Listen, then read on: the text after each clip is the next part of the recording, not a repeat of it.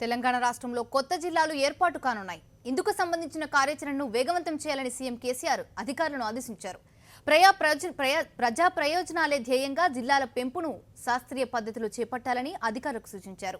జిల్లాలు చిన్నగా ఉంటే ప్రజలకు పాలన మరింత చేరువవుతుందన్నారు. కొత్త రాష్ట్రం ఏర్పాటు చారిత్రక ఘట్టంగా నిలిచినట్టే జిల్లాలు, మండలాల పెంపు మరో చారిత్రక ఘట్టంగా నిలుస్తుందని సీఎం కేసీఆర్ అన్నారు.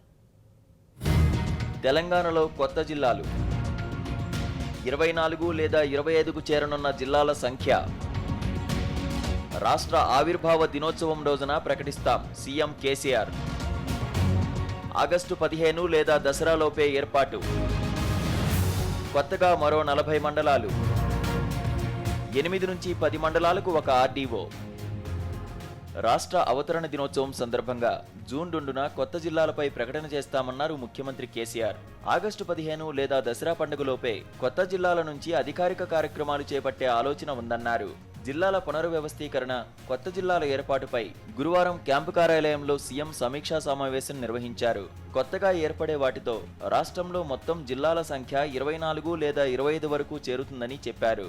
వీటితో పాటు కొత్తగా మరో 40 మండలాలు ఏర్పాటు చేస్తామని, ప్రస్తుతం ఉన్న మండలాల పునర్వ్యవస్థీకరణ చేపడతామని తెలిపారు. కొత్త జిల్లాలు, కొత్త మండలాలకు సంబంధించిన కార్యాచరణ వేగవంతం చేయాలని ప్రభుత్వ ప్రధాన కార్యదర్శి రాజీవ్ శర్మను ఆదేశించారు. పాలనా సౌలభ్యానికి వీలుగా అధికారుల సంఖ్యను పెంచాలని, ప్రతి 8 నుంచి 10 మండలాలకు ఒక రెవెన్యూ డివిజన్ అధికారి ఆర్డీఓను నియమించాలని నిర్ణయించారు.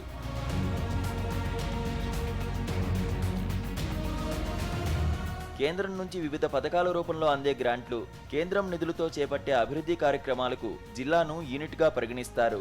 ఈ నేపథ్యంలో జిల్లాల సంఖ్య ఎక్కువగా ఉంటే కేంద్రం నుంచి తెలంగాణ రాష్ట్రం పూర్తిస్థాయి ప్రయోజనాలు పొందవచ్చన్నారు సీఎం.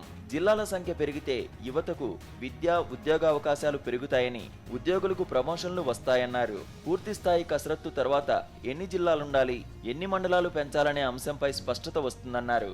పెరగబోయే జిల్లాలకు అనుగుణంగా కలెక్టర్, ఎస్పీ అధికార కార్యాలయాల నిర్మాణం చేపట్టాల్సి ఉంటుందన్నారు. ప్రజలకు అందుబాటులో ఉండాల్సిన కార్యాలయాలన్నీ కలెక్టరేట్లోనే ఉండాలని, విశాలమైన గదులు, కాన్ఫరెన్స్, మీటింగ్ హాలు ఉండేలా చూడాలన్నారు.